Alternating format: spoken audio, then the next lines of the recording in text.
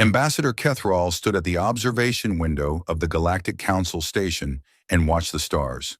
He had done this many times before. In his 400 years of life, he had seen countless species arrive at these windows for the first time. He had watched their faces fill with wonder at the size of the station. He had seen their primitive ships dock at the lower ports, the ones reserved for newcomers who had not yet earned a place among the great powers. Today would be no different. Or so he thought. The humans were coming. They had sent their first message to the Council just 50 years ago. In galactic terms, this was nothing. The Valorian hegemony, Kethral's own people, had been traveling between stars for over 100,000 years. The Kreth Dominion had ruled their corner of the galaxy for twice that long. Even the youngest member of the Council, the Tessari Collective, had been spacefaring for 20,000 years. And now these humans wanted to join. 300 years of space travel. 300 years. Kethral would have laughed if it were not so sad. He turned away from the window and looked at the other ambassadors who had gathered in the greeting hall. There were 12 of them, representing the 12 great powers of the galaxy. They stood in small groups, talking quietly among themselves. Some looked bored. Others looked amused. None of them looked worried. Why would they be worried? The humans were children. Their technology was primitive. Their ships were slow. Their weapons were weak. The Council had seen the reports. Human vessels used simple fusion drives and basic energy shields. They had no gravity manipulation. No dimensional folding, no quantum tunneling. They were exactly what everyone expected from a species so young. "Another newcomer species," said Admiral Vexnar of the Kreth Dominion. He was a tall creature with hard scales and cold eyes. His people were warriors. They had conquered half the galaxy before the Council forced them to stop. "I wonder how long before they beg us for protection." "Be kind," said Counselor Miraset of the Tessari Collective. She was small and delicate, with silver skin that glowed softly in the light. "We were all young once." "Not this young," Vexnar replied. "My people had conquered 3 star systems before these humans learned to make fire." Kethral said nothing. He returned his attention to the window. Something was bothering him, though he could not say what. There was a feeling in the air, a tension. Like the moment before a storm, the station's communication system crackled to life. "Attention all ambassadors. The human delegation will arrive in 5 minutes. Please take your positions." The ambassadors moved to the center of the hall and arranged themselves in a semicircle. This was tradition. When a new species arrived, the great powers would greet them together. It was meant to show unity. It was meant to impress. Kethral took his place between Vexnar and Mirazet. He straightened his robes and tried to look welcoming. This was his job. He was the Valorian ambassador. He represented the oldest and most respected civilization in the galaxy.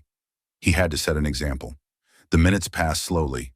Kethral found himself watching the window again. The human ships would appear there first. They would drop out of hyperspace at the designated coordinates, and then they would approach the station using conventional drives. This was standard procedure. It gave the Council time to scan the vessels. It gave them time to prepare. "There," said Mirazet, pointing at the window. "They are coming." Kethral looked. At first he saw nothing. Then space seemed to ripple, like water disturbed by a stone. A flash of light, a tear in the fabric of reality. And then the ships appeared. Kethral's heart stopped. There were 5 vessels. They were not large by galactic standards.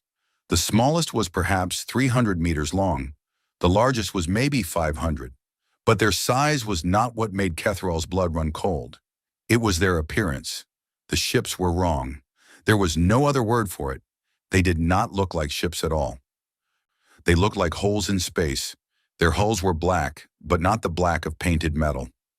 This was a deeper black, a hungry black, the kind of black that swallowed light and gave nothing back. And they shimmered. The edges of the vessels seemed to blur and shift, as if they existed in 2 places at once, as if they were not entirely real. "What is this?" Vexnar whispered. His voice had lost its arrogance. Kethral did not answer. He was too busy watching his scanner. The device was attached to his wrist, a standard piece of equipment for all ambassadors. It could analyze any ship in seconds. It could tell him everything about a vessel's weapons, shields, and power systems, but right now it was telling him nothing. The scanner flickered and glitched. Numbers appeared and disappeared. Warning messages flashed across the screen. The device was trying to analyze the human ships, but it could not understand what it was seeing. "My scanner is malfunctioning," Kethril said. "Mine too," said Miraset. "And mine," said another ambassador. Kethril looked around the hall. Every ambassador was staring at their scanner. Every scanner was failing. "This is impossible," Vexnar growled. "Our technology is the most advanced in the galaxy. Nothing can confuse our sensors." But something had. Kethril turned back to the window. The human ships were approaching the station now. They moved smoothly, silently like shadows gliding through water. And as they came closer, Kethril noticed something else. The space around them was different. It was subtle at first, a slight distortion in the starlight, a bending of the background radiation. But as the ships drew near, the effect became stronger. Space itself seemed to curve around the vessels, as if they were so massive that they warped reality. But they were not massive. They were small, too small to have that kind of gravitational effect, unless they were not using gravity at all. Kethril felt his skin grow cold. A thought was forming in his mind. A terrible thought. An impossible thought. "Ambassador Kethril." The voice came from behind him.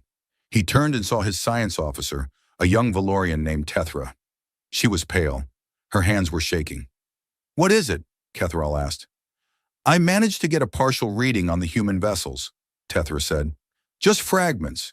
The data is corrupted, but I found something." "Tell me." Tethra swallowed. "The ships appeared to be partially out of phase with normal space." Kethril stared at her. "That is impossible." "I know. No species has ever achieved phase manipulation. We have theorized about it for millennia, but the energy requirements are beyond anything we can produce.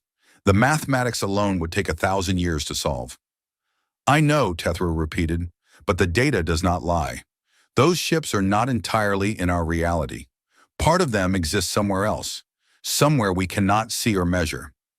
Kethril turned back to the window. The human ships had stopped now.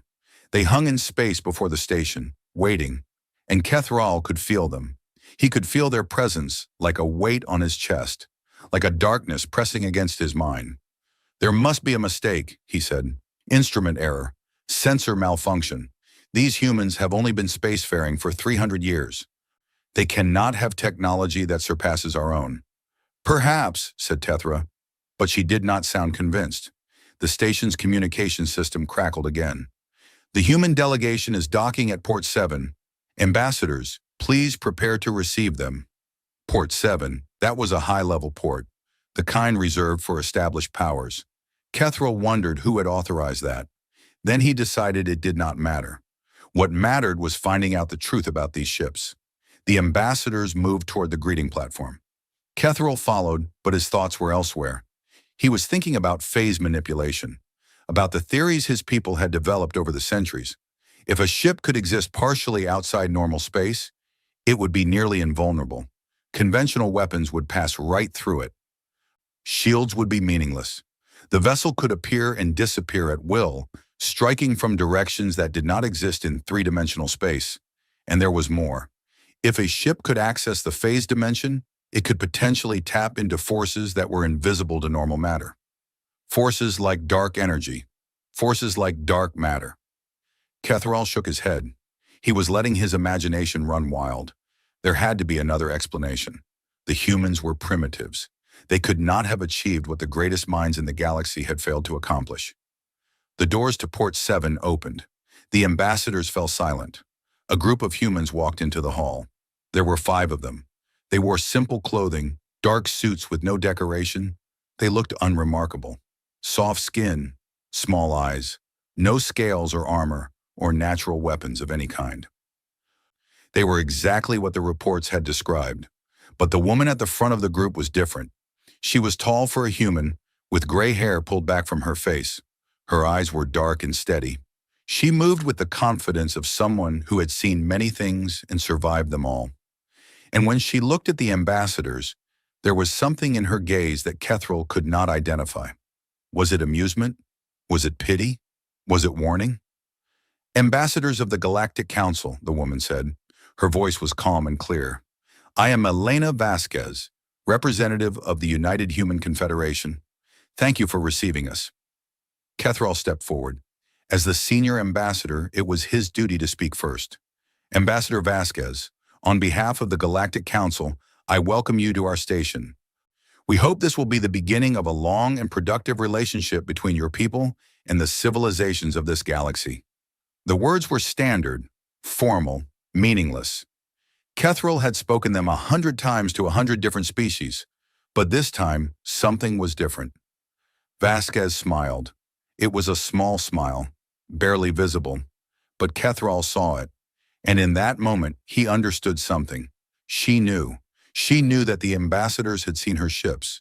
She knew that their scanners had failed. She knew that they were confused and frightened and trying to hide it, and she was not afraid of them at all. Thank you, Ambassador Kethral, Vasquez said. We are honored to be here. Humanity has waited a long time for this moment. 300 years of space travel, Vexnar said. He had recovered some of his arrogance. That is not long by our standards. No, Vasquez agreed. It is not. She did not say anything else. She did not need to. The silence stretched on. Kethral felt the tension building. The other ambassadors were staring at Vasquez, trying to understand her, trying to figure out why she was so calm. Your ships, Kethral said finally. They are unusual. Are they? Vasquez asked. Our sensors had difficulty analyzing them. I apologize for any inconvenience. Human technology can be unpredictable. It was not an explanation. It was not even an attempt at an explanation. Vasquez was deflecting the question, and she was not trying to hide it. Kethral felt a flash of frustration. In 400 years, no one had ever treated him this way. Species came to the council begging for help. They answered questions. They showed respect. They did not stand there smiling while refusing to explain themselves, but he controlled his emotions. He was a diplomat. He knew that patience was more valuable than anger. Perhaps we can discuss your technology later, he said. For now, let us focus on the formal ceremonies. There will be time for questions afterward. Of course, Vasquez said. We look forward to it. The ceremonies began. They were long and boring, full of speeches and rituals that had been performed for thousands of years. Kethral went through the motions automatically. His mind was elsewhere. He was watching Vasquez. She stood quietly through the ceremonies, listening and observing. She responded to questions with short, polite answers. She revealed nothing about her people or their technology. She was a perfect diplomat, giving away nothing while appearing to cooperate fully. But every now and then, Kethral caught her looking out the window, looking at her ships. And when she did, something changed in her expression. It was not pride. It was not satisfaction. It was something darker, something that looked almost like grief. What have these humans seen? Kethral wondered. What have they survived? He did not know, but he intended to find out. The ceremonies ended. The ambassadors began to disperse. Kethral approached Vasquez before she could leave. Ambassador, he said, a word if you please. Vasquez turned to face him. Of course. Your ships interest me. I have studied vessel design for many years. I would like to know more about how they were constructed. I am afraid that information is classified, Vasquez said. But I can tell you that they have served us well. Against whom? The question slipped out before Kethral could stop it. He had not meant to ask, but now that the words were spoken, he could not take them back. Vasquez was silent for a long moment. Her eyes searched his face as if she was deciding whether to trust him. Ambassador Kethral, she said finally, do you know why humanity developed space travel? To explore, to expand, the same reasons as everyone else. No. Vasquez shook her head.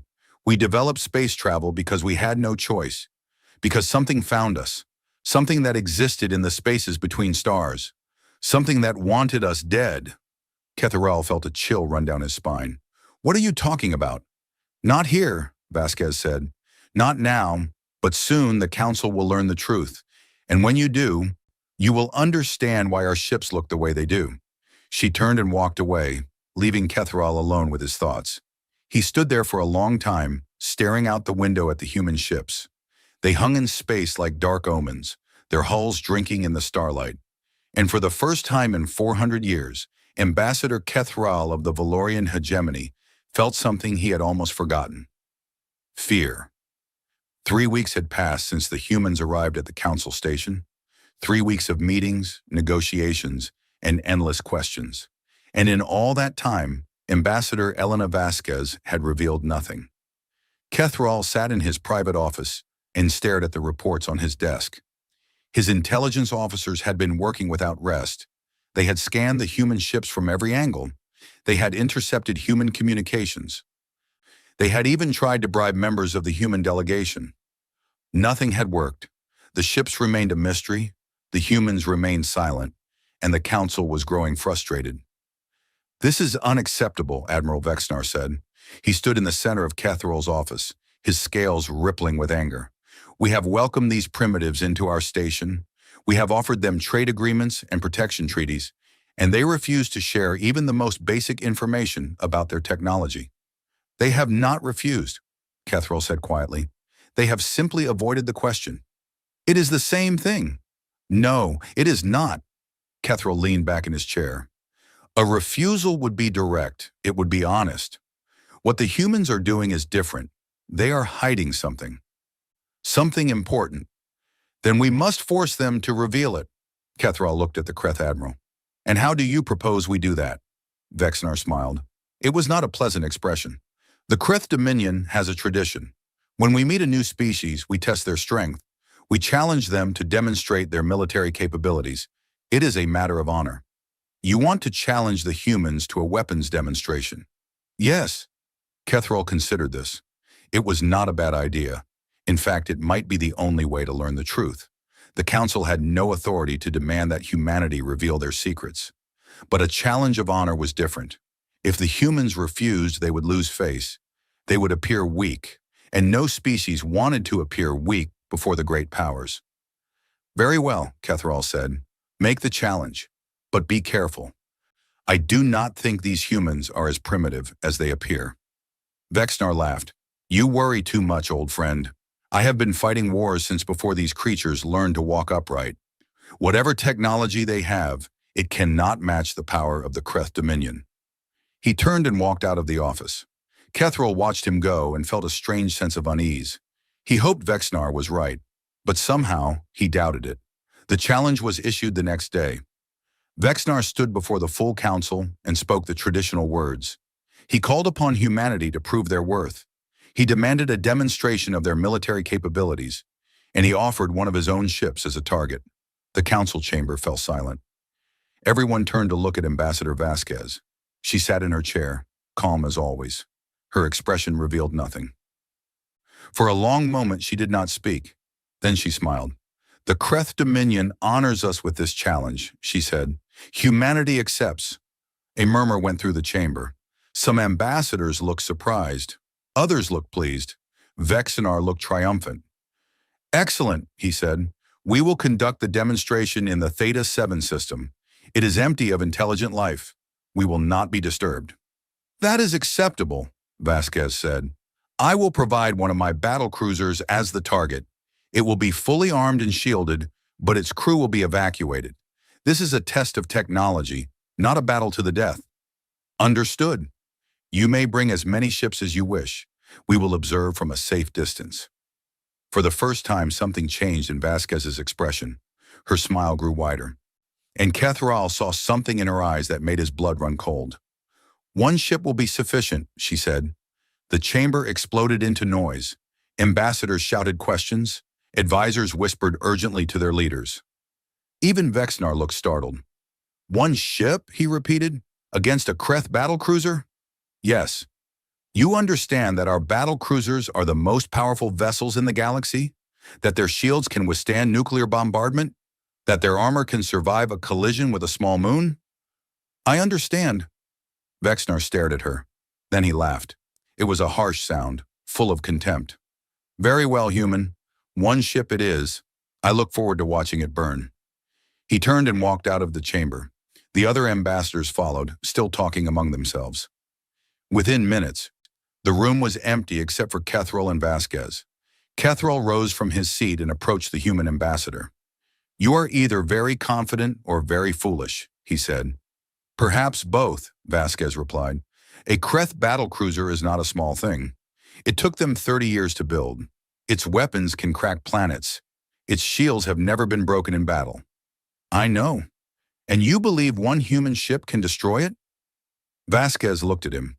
Her eyes were dark and deep, like pools of black water. "Ambassador Kethril," she said, "in 3 days you will see what humanity is capable of, and then you will understand why we do not fear the Kreth Dominion." She stood and walked out of the chamber, leaving Kethril alone with his thoughts. 3 days later, the demonstration fleet gathered in the Theta 7 system. It was an impressive sight. Over 50 vessels had come to witness the event. There were sleek Valorian cruisers and heavily armed Kreth destroyers. There were elegant Tassari science ships and massive Gorath cargo haulers. Every major power in the galaxy had sent representatives. And in the center of it all, hanging in space like a monument to war, was the Kreth battlecruiser. It was enormous. Nearly 2 kilometers long, with a hull of black metal and weapons bristling from every surface. Its shields glowed with a faint blue light. Its engines hummed with power.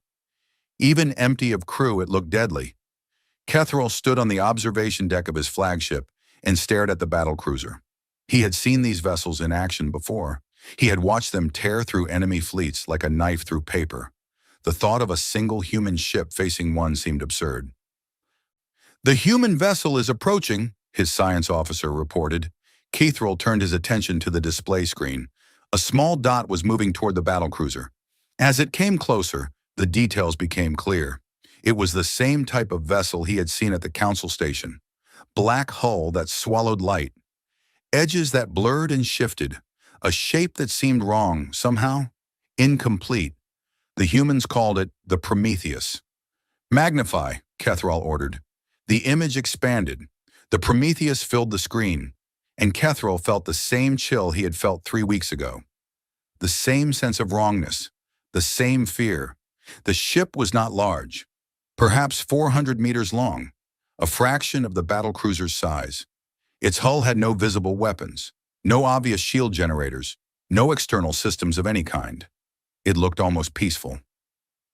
But Kethril knew better than to trust appearances. "All ships, this is Admiral Vexnar," a voice said over the communication channel. "The demonstration will begin in 60 seconds. All vessels are advised to maintain a safe distance. The human ship has been warned that we will not intervene if they are destroyed." Kethril heard laughter in the background. The Kreth officers were amused. They thought this would be a joke. A primitive species embarrassing itself before the great powers. Kethril did not laugh. He watched the Prometheus and waited. 30 seconds. The Prometheus continued to approach. It moved slowly, almost lazily, as if it had all the time in the world. 15 seconds. Kethril gripped the railing of the observation deck. His hearts were beating fast. He did not know what was about to happen. But he knew it would be important. 10 seconds. The Prometheus stopped. It hung in space facing the battlecruiser. 2 vessels. One enormous, one small, one bristling with weapons, one seemingly unarmed. 5 seconds. Kethril held his breath. "Begin." Nothing happened. For a moment, everything was still. The battlecruiser floated in space, its shields glowing, its weapons charged. The Prometheus remained motionless, its dark hull drinking in the starlight. Then the space around the battlecruiser began to change. It was subtle at first, a slight distortion in the light, a bending of the background stars. Kethril thought his eyes were playing tricks on him, but then the distortion grew stronger, and stronger, and stronger. The battlecruiser's shields flickered. Their blue glow turned red. Warning lights began to flash across the vessel's hull. The great ship shuddered, as if struck by an invisible blow. "What is happening?" Vexnar's voice came over the channel. He was no longer laughing. "What is that human ship doing?" No one answered. No one could answer, because no one understood what they were seeing. The Prometheus was not firing weapons. It was not launching missiles or directing energy beams. It was simply reaching out with something that could not be seen, something that could not be measured, something that existed in a realm beyond normal space. The battlecruiser's shields collapsed. They did not flicker and fail like shields normally did. They imploded. They folded in on themselves, drawn toward the center of the ship by forces that defied physics. The blue glow vanished in an instant, leaving the battlecruiser naked and vulnerable. "Impossible," someone whispered, but it was not over. The battlecruiser began to crumple. Its hull bent inward, as if squeezed by a giant invisible hand. Metal screamed and tore. Weapons shattered. Engines exploded. The great ship that had taken 30 years to build was being compressed like a ball of clay. Kethril watched in horror. He had seen many things in his 400 years of life. He had witnessed wars and disasters and the death of stars, but he had never seen anything like this.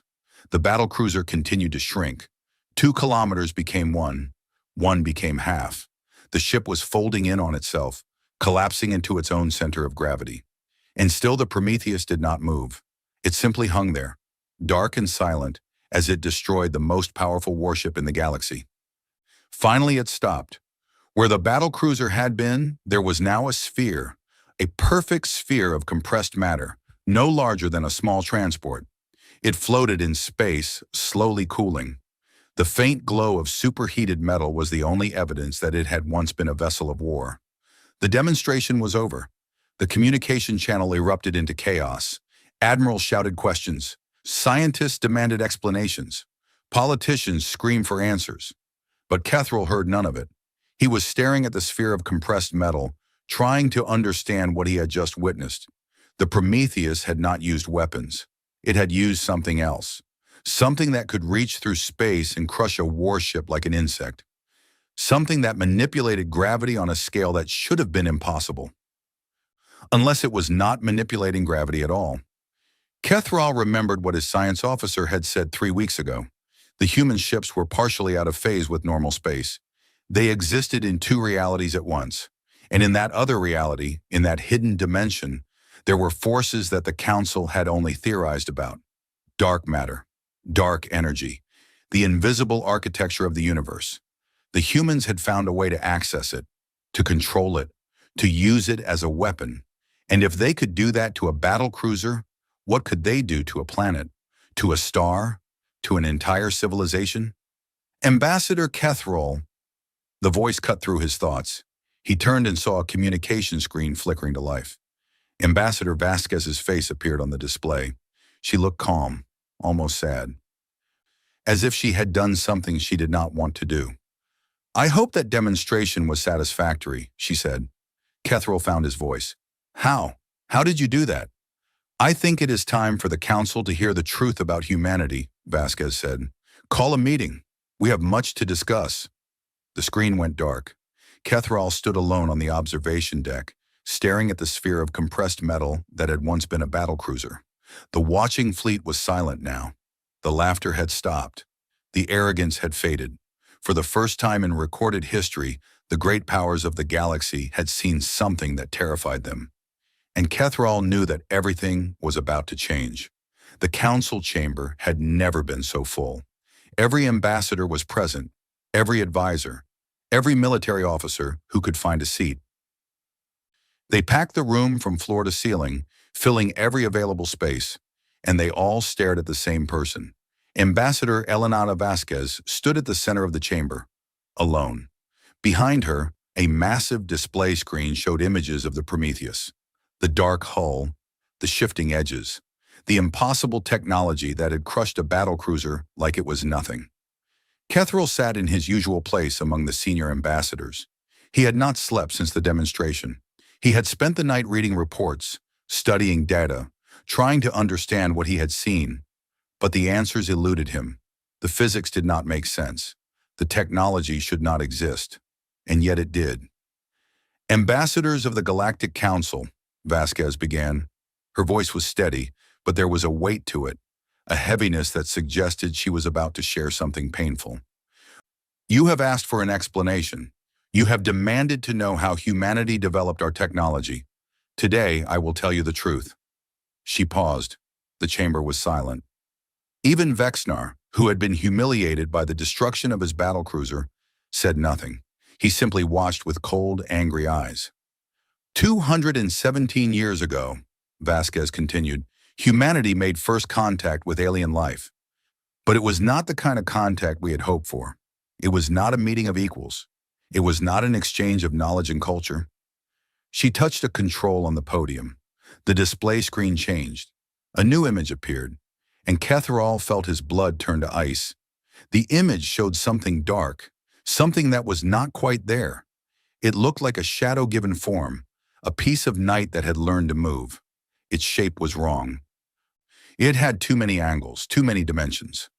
Looking at it made Catherall's eyes hurt.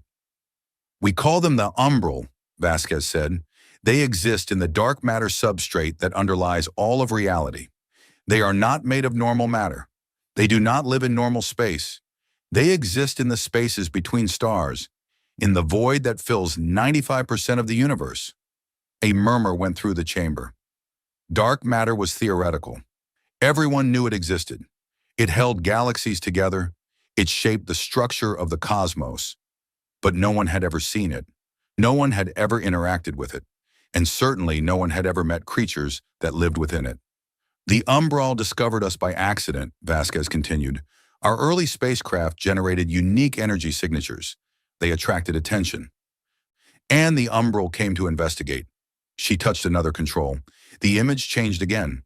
This time, it showed a planet, a blue and green world with white clouds and silver cities. Earth, the human homeworld. "First contact occurred on September 15, 2187, Vasquez said. "An umbral scout emerged from dark space near our moon. It was curious. It wanted to study us, to understand what we were." Her voice grew harder. "But the umbral do not think like us. They do not value life the way we do. To them, normal matter is primitive, inferior. We were like insects to them. Interesting, perhaps, but not worthy of respect." The image changed again. Now it showed the same planet, but something was different. Something was wrong. A dark stain was spreading across the surface. Cities were disappearing. Continents were going dark. "The umbral attacked without warning," Vasquez said. "They emerged from dark space in dozens of locations simultaneously. Our weapons could not touch them. Our shields could not stop them. They existed in a dimension we could not reach. They struck from angles that did not exist in our reality." Catherall stared at the images. The destruction was total, absolute. He had seen many wars in his long life, but nothing like this. This was not a battle. This was extermination. "In the first 24 hours, we lost 3 billion people," Vasquez said.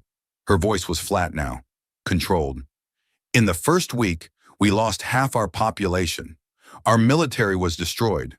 Our governments collapsed. We were facing extinction." She paused. The chamber was utterly silent. "But humanity did not die," Vasquez said. "We survived. And then we fought back." The image changed again. This time it showed something different. A laboratory, scientists working frantically, machines being built, experiments being conducted. "The umbral made a mistake," Vasquez said. "When they attacked us, they left traces of their technology behind, fragments of dark matter, pieces of equipment that had fallen out of phase with their dimension. We studied these fragments. We learned from them. We reverse-engineered technology from creatures that should have been beyond our comprehension." "Impossible," someone said. Catherall did not see who. "You cannot reverse-engineer something you do not understand." "We did not understand it," Vasquez agreed. "We still do not fully understand it. But we learned enough. Enough to build ships that could exist partially in dark space. Enough to create weapons that could strike at beings made of dark matter. Enough to survive." She looked around the chamber. Her eyes met Catherall's, and he saw something in them that he had not expected. Not pride, not triumph. Grief. "The war lasted 53 years, Vasquez said. 53 years of fighting an enemy we could barely see. 53 years of losing colonies and ships and people. By the end, Earth's population had fallen from 12 billion to 2 billion. Our outer colonies were gone. Our fleet was reduced to a handful of vessels." "But you won," Catherall said.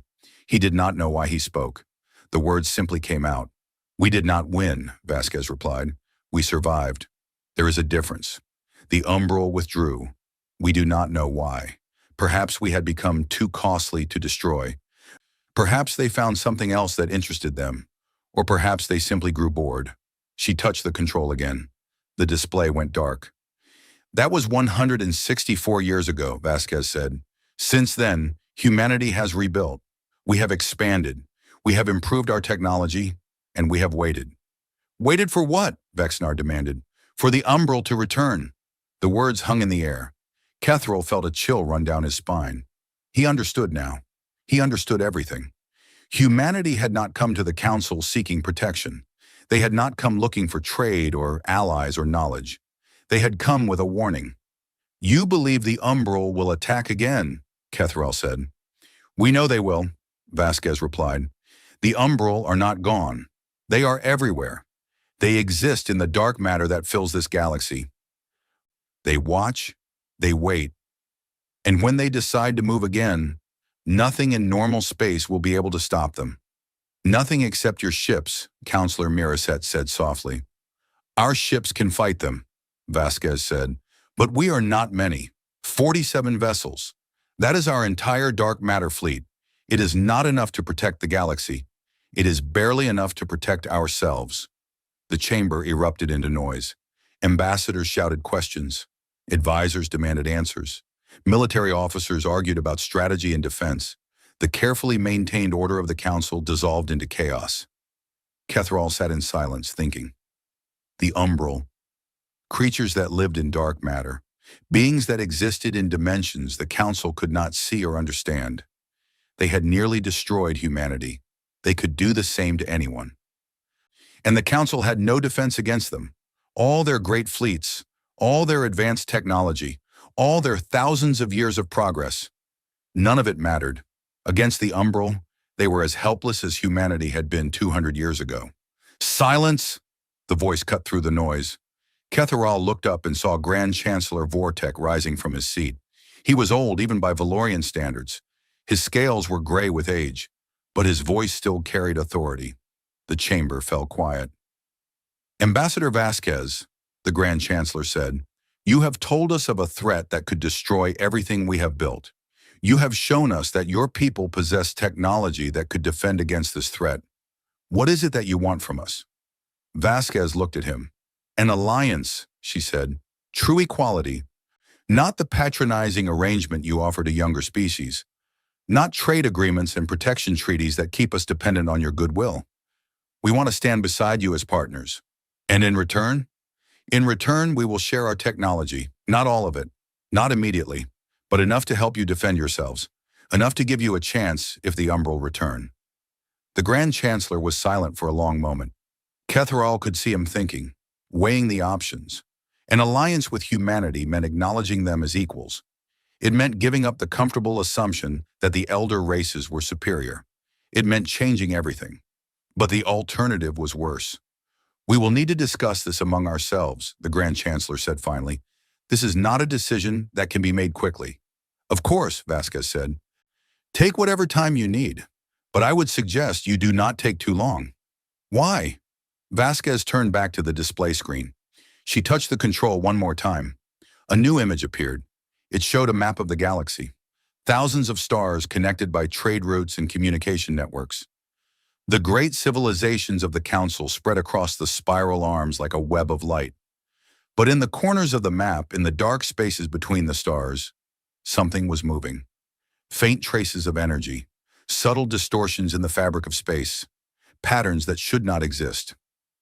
These readings were taken by our long-range sensors over the past 6 months, Vasquez said. The Umbral are active again. They are moving. They are watching, and they are getting closer. The chamber was silent. We do not know when they will strike, Vasquez said. It could be years, it could be months, it could be tomorrow. But they will come, and when they do, you will have to decide whose side you're on. She stepped away from the podium and walked toward the exit. At the door, she paused and looked back. Humanity fought the Umbral alone once, she said. We survived, but we paid a terrible price. If we must fight them again, we would prefer not to do it alone. She walked out, leaving the council in stunned silence. Catherall stared at the map on the display screen. The patterns in the dark spaces seemed to pulse and shift, like something alive, something waiting. He thought about his people, his world, the civilizations he had devoted his life to protecting. All of it could be swept away by creatures from another dimension. Creatures that the greatest powers in the galaxy could not even see. Unless they accepted help from a species they had dismissed as primitive. The universe was stranger than Catherall had imagined, more dangerous, more terrifying. And humanity, the newcomers everyone had underestimated, might be the only thing standing between the galaxy and annihilation. He rose from his seat and walked to the window.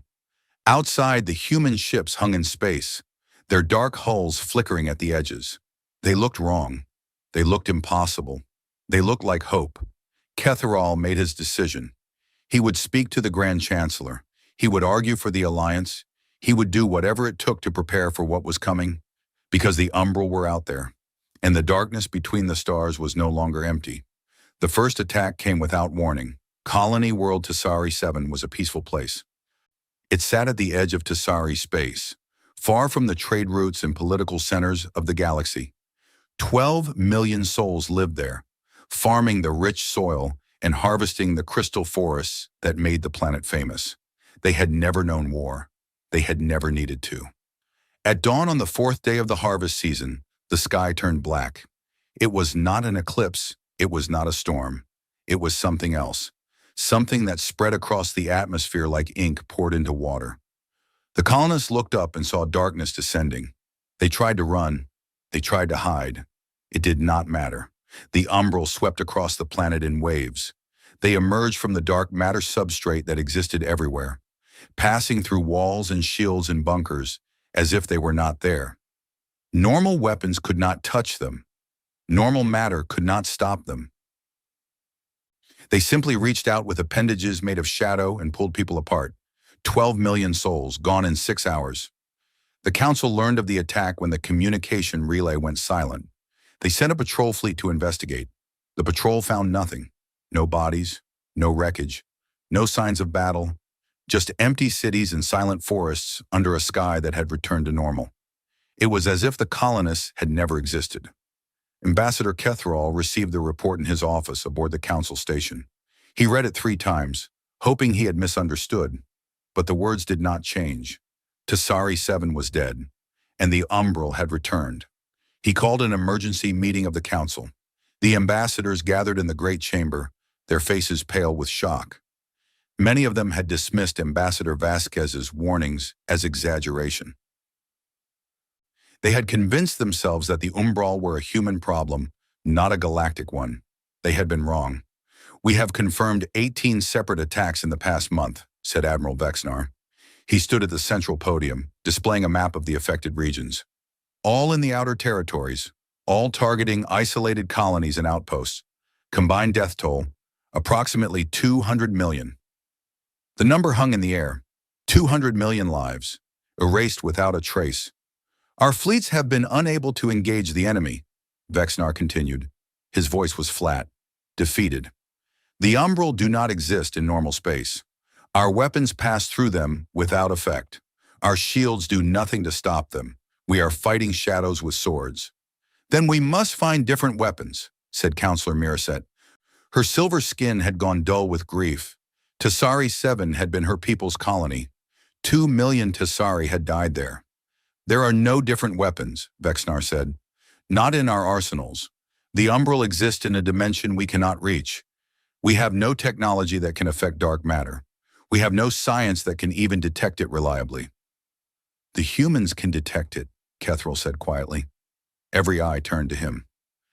"Ambassador Vasquez warned us this would happen," Catherall continued. "She told us the Umbral were active. She told us they were watching. And she told us that humanity had developed technology to fight them. The humans are primitives," someone said. "Their fleet is small. Their population is nothing compared to ours. Their primitives destroyed a Kreth battlecruiser without firing a shot," Catherall replied. "Their small fleet survived a war against these same creatures. Their nothing population rebuilt their civilization from the ashes of near extinction. I think we should listen to what they have to say." Silence. Then Grand Chancellor Vortex spoke. Contact Ambassador Vasquez. Tell her the Council requests her presence immediately. The human ambassador arrived within the hour. She walked into the chamber alone, her face grave. She had heard about the attacks. She had been expecting this moment. Ambassador, she said, I wish we were meeting under better circumstances. The Umbral have returned, the Grand Chancellor said, as you predicted. Yes. You said your ships could fight them. Is that still true? It is. Then we need your help. It was not a request.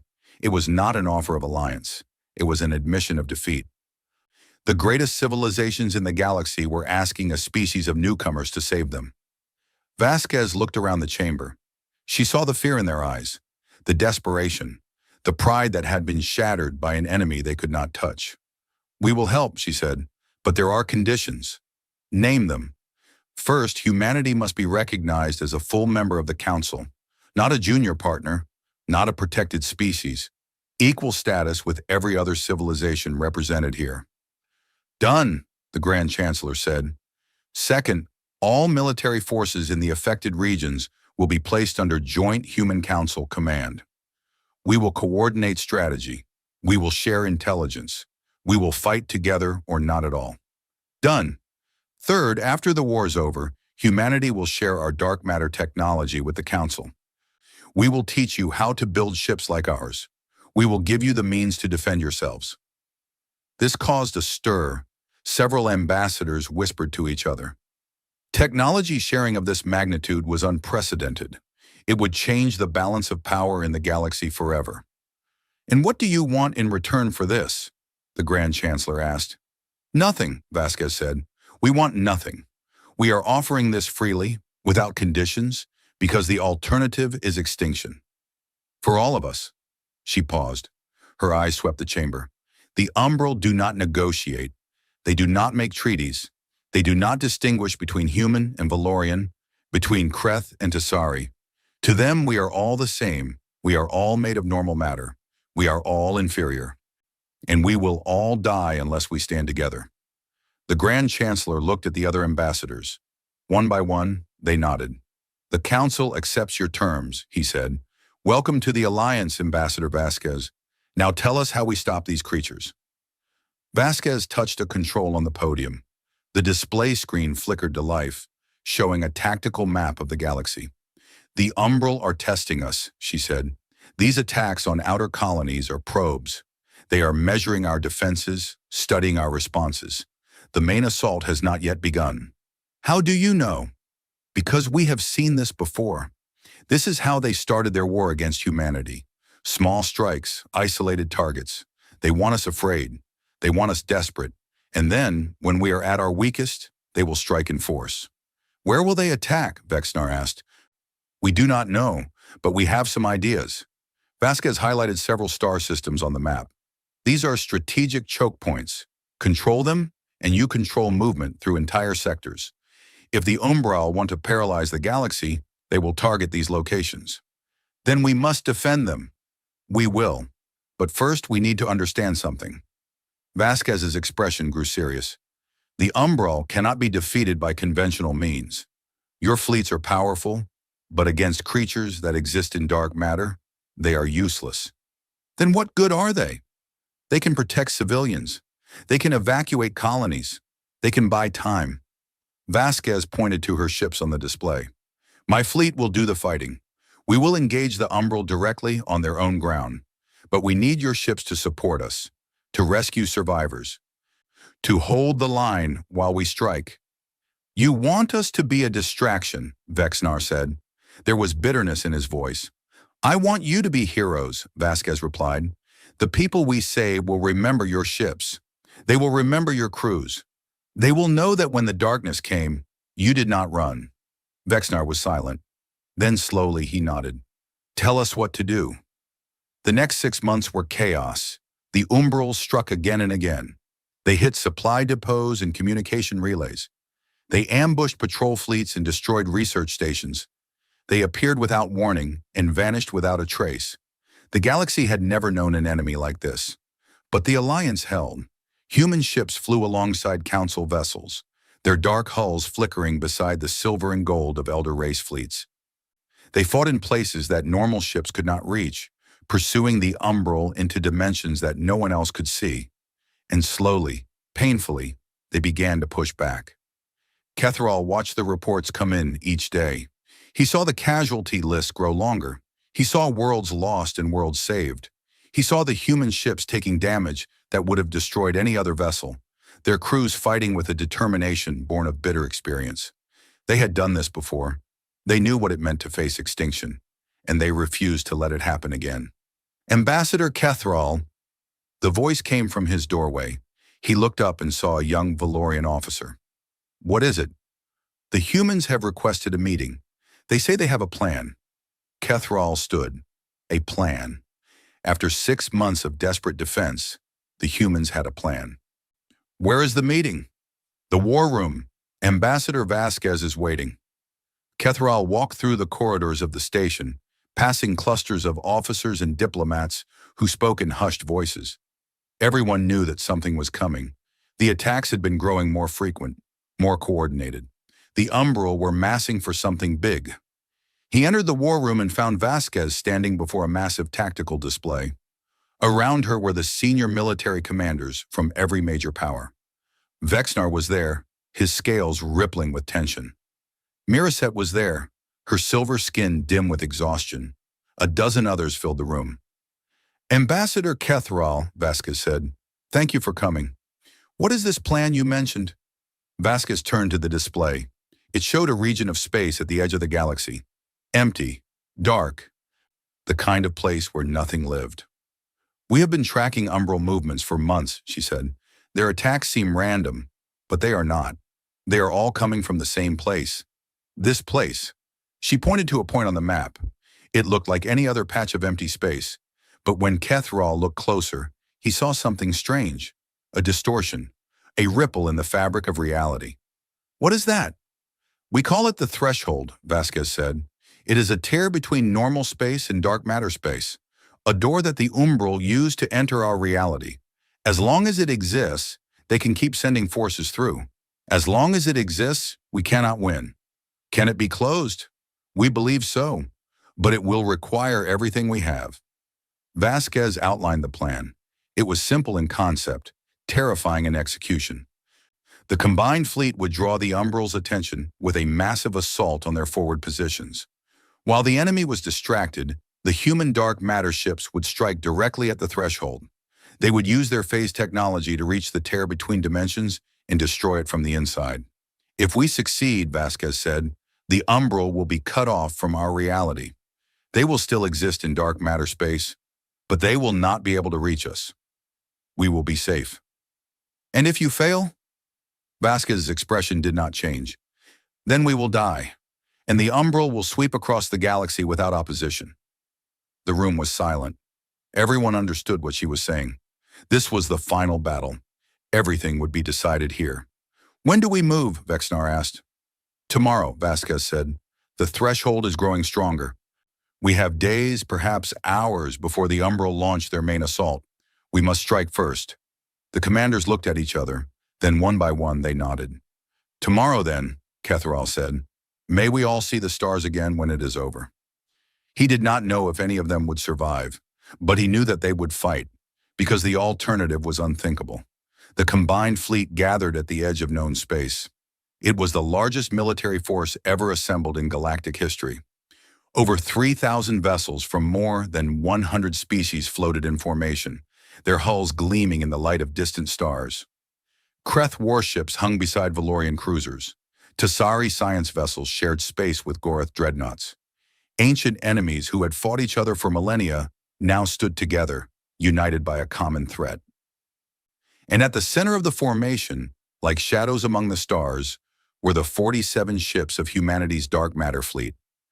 Ambassador Kethral stood on the observation deck of his flagship and watched the human vessels. They seemed to flicker in and out of existence, their hulls shifting between dimensions that his eyes could not quite comprehend. After all these months, he still found them unsettling. But now that feeling was mixed with something else. Hope. All ships report ready, his tactical officer said. The fleet is at full strength. Kethrol nodded. Full strength. 3,000 ships against an enemy that existed in another dimension. An enemy that could not be touched by normal weapons. An enemy that had already killed hundreds of millions. It did not feel like enough. Communication from the Prometheus, the officer added. Ambassador Vasquez wishes to address the fleet. Put her through. The display screen flickered to life. Vasquez's face appeared, calm and steady as always. Behind her, Kethrol could see the bridge of her ship. It was dark, lit only by the glow of strange instruments that monitored dimensions he could not perceive. Commanders of the Allied fleet, Vasquez began. Her voice was carried to every ship in the formation. In a few hours, we will engage the umbral at the threshold. Many of us will not return, but those who fall will not die in vain. She paused. Her eyes seemed to look through the screen, meeting the gaze of every being who listened. 200 years ago, humanity faced the umbral alone. We had no allies, no advanced technology, no hope. But we survived. We survived because we refused to give up, because we chose to fight, even when fighting seemed pointless, because we believed that existence itself was worth defending. Her voice grew stronger. Today, we do not fight alone. Today, the greatest civilizations in the galaxy stand together. Today, we show the umbral what happens when the children of light refuse to surrender to the darkness. She raised her hand in a gesture that Kethrol did not recognize, but somehow he understood its meaning. For those who will not see tomorrow, I salute you. For those who will carry on after this day, I envy you. And for the umbral, who thought they could break us, I have only this to say. You chose the wrong galaxy. The screen went dark. For a moment, the fleet was silent. Then across 3,000 ships, voices began to rise. Not in fear. Not in despair. But in something that sounded almost like defiance. Kethrol felt it in his own chest. A fire that he had not known was there. A determination that surprised him. He was 400 years old. He had thought he was too old for such feelings. He had been wrong. All ships, he said, his voice carrying across the command channel. Prepare to advance. The fleet moved forward. The threshold appeared on sensors an hour later. It was not visible to normal eyes. It was not detectable by conventional instruments. But the human ships could see it, and they shared their data with the Allied fleet. What Kethrol saw made his blood run cold. The threshold was a wound in space, a tear between dimensions that bled darkness into the normal universe. Through it poured the umbral, wave after wave of shadow creatures that defied description. They did not have ships. They did not need ships. They were the darkness itself, given form and purpose. Thousands of them, tens of thousands, more than Kethrol had ever seen. By the ancestors, someone whispered on the command channel. Hold formation, Vasquez's voice cut through the fear. The conventional fleet will engage the umbral vanguard. Draw their attention. Keep them focused on you. My ships will break through to the threshold. They will tear us apart, Vexnar said. His voice was steady, but Kethrol could hear the strain beneath it. They will try, Vasquez replied. But they have never faced a fleet like this. They have never seen the combined might of the galaxy. Show them what you are capable of. The conventional fleet surged forward. It was chaos from the first moment. The umbral swept through space like a tide of shadow, their forms twisting and shifting as they moved. They passed through shields as if they did not exist. They ignored energy weapons that would have vaporized normal matter.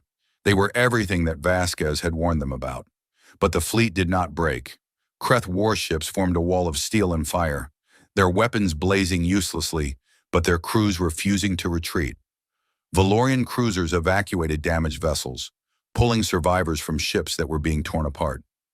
Tasari science ships projected experimental fields that slowed the umbral advance by fractions of a second. Every species contributed what they could. And in the center of the battle, the human dark matter fleet engaged. Kethrol watched the Prometheus and her sister ships tear into the umbral formation. They did not fight like normal vessels. They existed partially in another dimension, shifting between realities with each passing moment. When an umbral struck at them, they simply were not there. When they struck back, the umbral had nowhere to hide. Space bent around the human ships. Gravity waves rippled through the battlefield. The darkness itself seemed to recoil from their presence. For the first time, the Umbral knew fear. "Push forward," Vasquez commanded. "All dark matter ships, form on my position. We are going to the threshold." The 47 human ships gathered into a tight formation. They accelerated toward the tear between dimensions, their hulls flickering with energy that no other species could understand. The Umbral tried to stop them. Thousands of shadow creatures converged on the human fleet, throwing themselves at the vessels with mindless fury. Some of them got through. Ketharal watched as one human ship was overwhelmed, its hull torn apart by creatures from another dimension. Then another. Then another. But the rest kept going. "We have lost the Hermes," a human voice reported. "The Athena is heavily damaged. The Apollo is gone." "Keep moving," Vasquez replied. Her voice was steady, but Ketharal heard the pain beneath it. Each ship lost was a crew she knew, friends she had served with, people who had trusted her to lead them. "We are approaching the threshold. All ships, prepare for phase transition." The human fleet reached the tear between dimensions, and then they did something impossible. They vanished. One moment, the remaining human ships were there, fighting against the tide of shadow. The next, they were gone. Not destroyed, not retreated, simply gone, as if they had never existed. They had passed through the threshold. The battle continued around Ketharal, but his attention was fixed on the empty space where the human ships had been. They were inside now, inside the place where the Umbral came from, fighting in a dimension that no other species could reach, fighting alone. Minutes passed. They felt like hours. The conventional fleet held the line, losing ships by the dozen, but refusing to retreat. The Umbral pressed their attack, sensing victory within reach. And then something changed. The threshold flickered. The darkness that poured through it stuttered and slowed. The Umbral on the battlefield hesitated, their movements becoming uncertain. "What is happening?" someone asked. Ketharal did not answer. He was watching the tear between dimensions, watching it shrink. It happened slowly at first. The edges of the wound began to close, like skin healing over a cut. The flow of Umbral forces diminished, then stopped entirely. The threshold was closing. "They did it," Ketharal whispered. "The humans are destroying the threshold from the inside." A cheer went up across the fleet.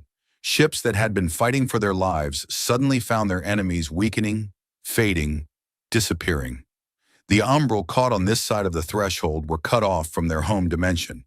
They were trapped, vulnerable. They died. The conventional fleet tore into them with renewed fury.